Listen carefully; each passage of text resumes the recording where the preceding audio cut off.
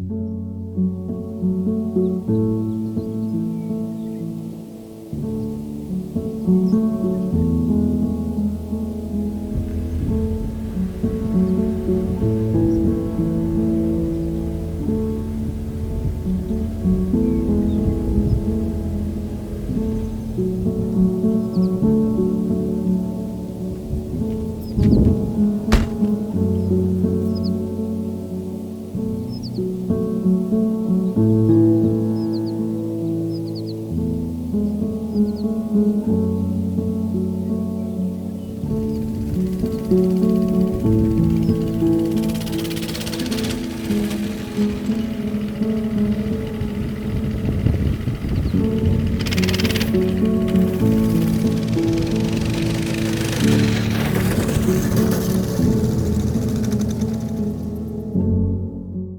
everyone, and today we are going to do the RV first look and reveal video.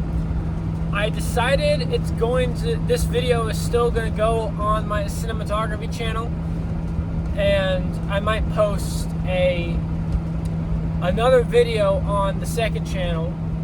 And the reason is because I will be renovating this RV with my family up probably about a month and a half from now. But for now, this video will just be a kind of a first look and first tour of the RV, what it's got right now. Right now, it's just before 5 o'clock, about 4:45 in the afternoon, and we're heading to 5 Mile Pass to just do the camping for the rest of the evening and the night. Technically, I do still have my apartment. If you can tell by my hair, I did take a shower at my apartment today.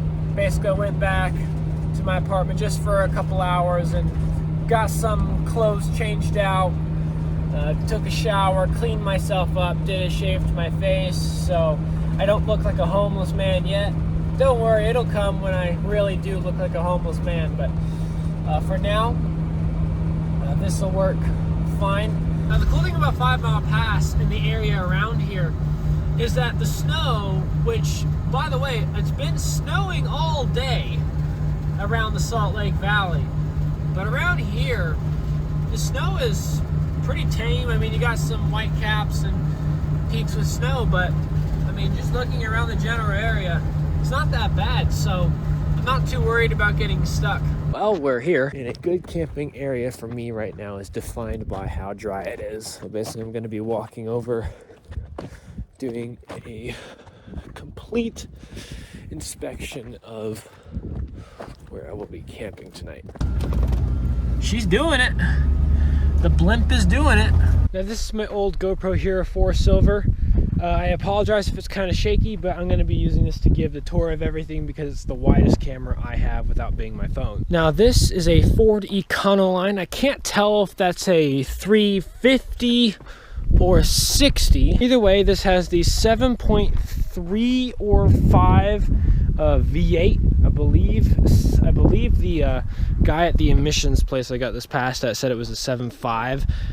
I can't tell the difference. I'm not an expert on these older 80s to 90s Fords, but I know enough to at least get my head around the basics of how it works. Now, of course, the chassis, engine, and cab are pretty much just Ford, and of course the actual camper part of it is manufactured by Champion. It's a Champion Telstar here, as you can see. Now, that's really nice, and the exterior condition is meh. It could use a repaint if you wanted it to look really nice. I almost like the kind of sort of rundown look of it. I almost do like it, but I think maybe with these accents repainted, it would look really good. So as we walk in here, I just have my cooler because I don't have the fridge running yet. And then we have the main kind of cab area. That seat needs to be reupholstered. This could also use it, but not as bad. I have my little luggage beach cart thingy, and I have my other GoPro battery charging. There's my drone as well, plus my gloves. And nothing in here is final or super organized, so forgive me. This is a fold-out couch to the bed. This is pretty much the main bed in my eyes because it folds out to be the widest. This also turns into a bed. All this right here is just acting as storage for like backpacks and stuff. But as you can see here, it does work as a couch or a bed, and it's the widest folding out bed in this area. This can comfortably sleep, I'd say 2, maybe 3 if someone's comfortable with the floor. You can sleep 4 if you have 2 couples basically, but you'd be very comfortable with each other. I'd say most comfortably up to 2 people in here, and there you go. This needs to be rebolted in. As you can kind of see, there is a area right here where, or this is a little bracket basically that keeps this oven, this little mini oven in here, but right now it keeps sliding out, and it keeps doing this, and I have to permanently fix it, but I'm not using it yet, so I might use this actual range though for the first time tonight, so I'm actually going to keep that open. And this is a pantry, technically, and that opens up like that, and you can close it as well. Lock it in, and you're good. Nice and compact. I keep my food right now up here though, just boxes of dry things basically. Nothing ultra fancy or healthy. I might cook some ramen tonight though. And then more stuff. And remember, I'm gonna redo the entire interior with my family coming up fairly soon. So yeah, behind here is the fridge. I have a trash bag just kind of hanging out right here. It's good to always keep your trash bag up and ready to go whenever you need it. This is, well, there that goes, and not much is in it. This is the fridge, and then the freezer itself is right here in case you need to keep anything really cold. But there's a good amount of space in this fridge. I'm pretty impressed. It's not that much smaller than my apartment fridge, so pretty good. And then down here, we have the remnants of my second back skylight panel cover. I'll tell you the story on that in just 1 second. Basically, the story on this is that this is the skylight, right?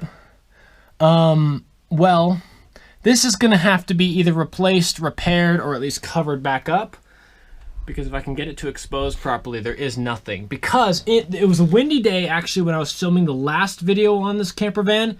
The wind actually blew that open while I was editing, and it shattered on the ground. So now I've been kind of keeping a trash bag and this cardboard box I had for the rear bike storage, and I've just been keeping it here just so it can catch the water and not make a huge mess on the floor.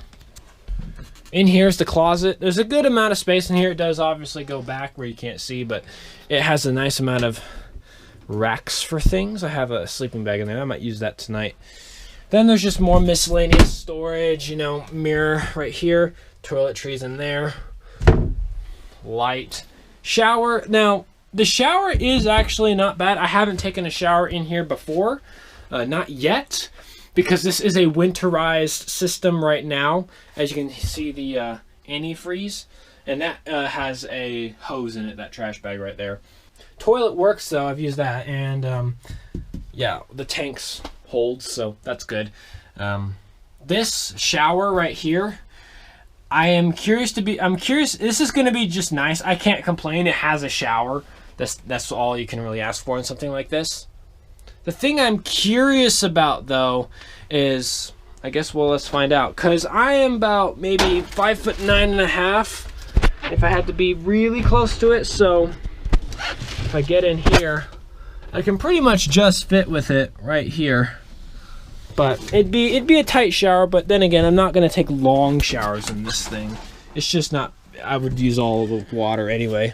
Open the window up, let more light in basically. Now, one thing I don't like, this mirror, obviously, when you close it, it's facing you. So if you have the door closed and you're doing your business, you're always looking at yourself. I don't like that particular feature. So I want to make this mirror more of an option rather than a bolt-on item. So yeah, just let's say I don't like looking at myself directly. Am I weird for like saying I don't really want to look at myself at a huge mirror while I'm doing my business? Is that weird? I don't think that's too weird to not want to have to do that. Anyway, more storage up here.